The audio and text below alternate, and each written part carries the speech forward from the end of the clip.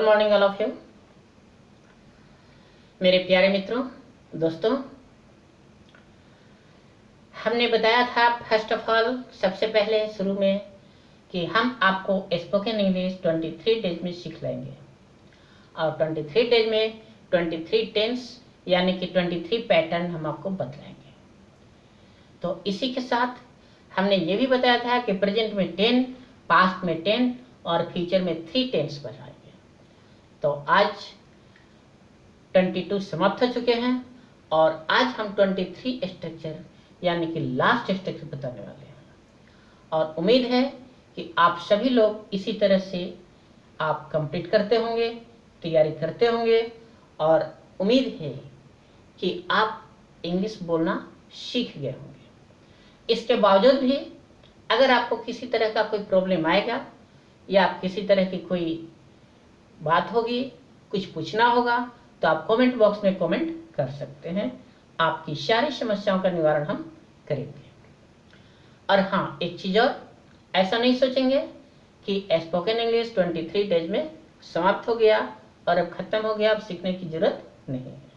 हमने बताया कि 23 डेज में आप बोलना सीख जाएंगे, जो कि आप सीख गए होंगे और अब आपको रहा प्रैक्टिस करने की।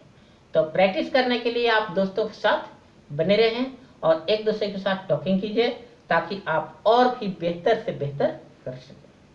तो इसी के साथ हम स्टार्ट करते हैं स्ट्रक्चर नंबर 23।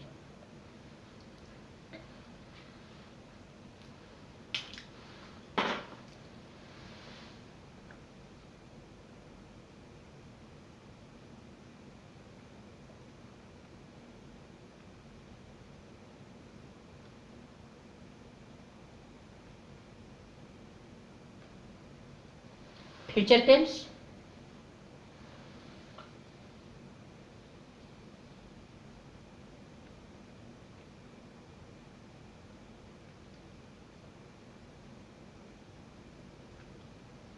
स्ट्रक्चर नंबर 23 यानी कि पैटर्न नंबर 23।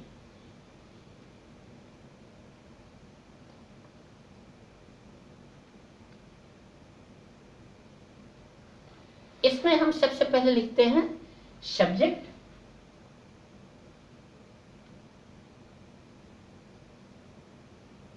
प्लस शैल और will plus be plus V4 plus object.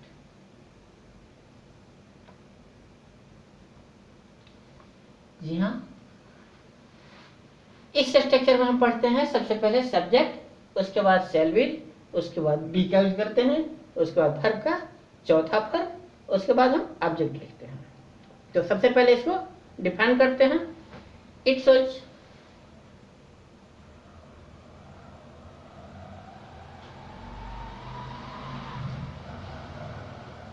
that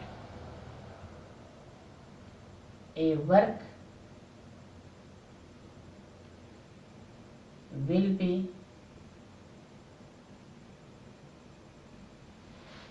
continuously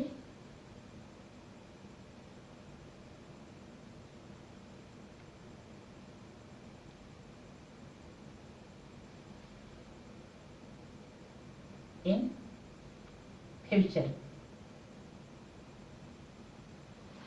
कहता है कि यह बतलाता है कि कोई भी काम जारी है, will be going on continuously, sorry will be going छूट गया यहां पर, will be going on continuously in future times, यानी कि कोई भी काम फ्यूचर में हो रहा होगा या हो रही होंगे। तो ऐसे सेंटेंस को हम स्ट्रक्चर नंबर 23 में पढ़ते हैं। जैसे अगर हम एग्जांपल दें तो आप समझ जाएंगे। The farmer as the farmer will be working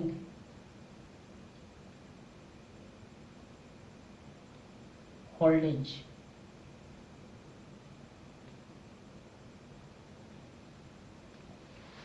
हमने बताया कि सब्जेक्ट लिखेंगे तो सब्जेक्ट में हमने दी फार्मर लिख दिया, उसके बाद विल या सेल यूज करेंगे तो उसके बदले में विल लिखे, उसके बाद बी है तो बी लिखेंगे, V4 है तो V4 लिखेंगे और उसके बाद ऑब्जेक्ट लिखेंगे, यानी कि होल्ड। कहता है the farmer will be working होल्डेज, यानी कि किसान जो है वो होल डे काम करते रहेंगे। ठीक है ना। तो इस तरह से बहुत सारे सेंटेंस है। I shall B,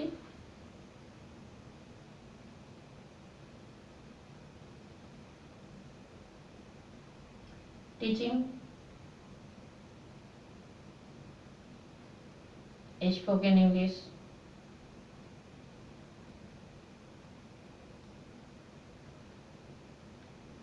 like this.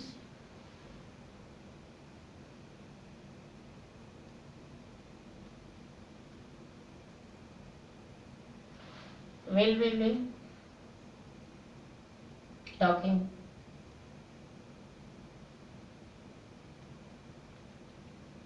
in the class,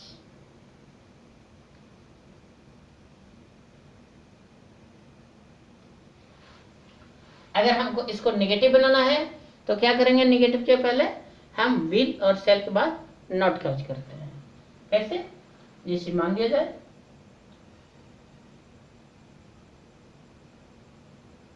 I shall not be walking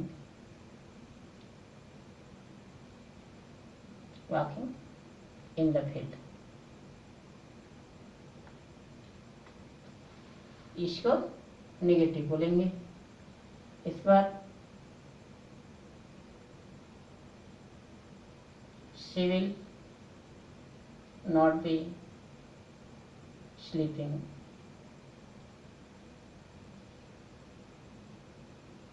college. इस तरह से अगर हमको इंट्रोगेटिव बनाना हो तो क्या करेंगे, कुछ नहीं, विल या सेल को हम पहले लिखेंगे। तो लिखेंगे सेल आई बी